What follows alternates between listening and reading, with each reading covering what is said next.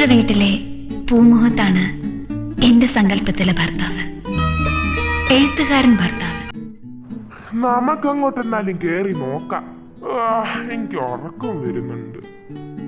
നല്ല വീട് കണ്ട പട്ടി കഞ്ഞിവെള്ളം പോലും കുടിക്കില്ല. നിങ്ങൾക്ക് വിശക്കുന്നുണ്ടല്ലേ? ഞമ്മൾ പാൻകേക്ക് ഉണ്ടാക്കാം. ഈ പട്ടിക്കാട്ടിലും ജനീച്ചിയുടെ ഒടുക്കത്തെ ഒരു പാൻകേക്ക്. എനിക്ക് വെള്ളപ്പം വേണ്ടാട്ടോ ജിനി.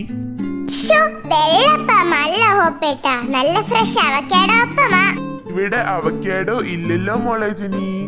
എന്നാ പിന്നെ പടവലങ്ങ കൊണ്ട് ഉണ്ടാക്കാം. ഹോ, ചോദിച്ചു മേടിച്ചു. മിണ്ടാതിരുന്നാ മതിയായിരുന്നു. എടാത്തേ, നിന്റെ ക്ലാസ്സിൽ പഠിക്കുന്ന സൂസിയുടെ നമ്പർ ഒന്ന് താടാ. എന്തിനാ? അവളുടെ അച്ഛൻ പോലീസാന്നാ ഞാൻ കേട്ടത്. വേണോ? വേണ്ട വേണ്ട, നീ തന്നെ വെച്ചോ, നല്ലത്. അടി നടക്കുന്ന പെൺപിള്ളേരുടെ കയ്യിൽ നിന്ന് കിട്ടിയൊന്നും അവന് പോരാ. മൂട് കളയാതെ ജിന്നേട്ടാ. ജിന്നേട്ടാ, എന്റെ റൂമിലെ ലൈറ്റ് കത്തുന്നില്ല. തൽക്കാലം നീ ഉള്ള ലൈറ്റ് കത്തിക്ക്.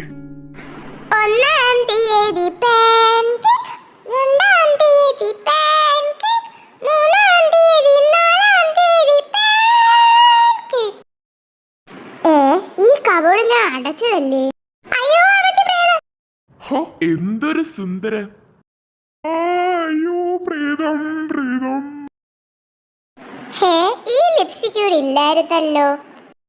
എങ്ങനെ? എടാ കൂക്കിയുടെ പ്രേതം.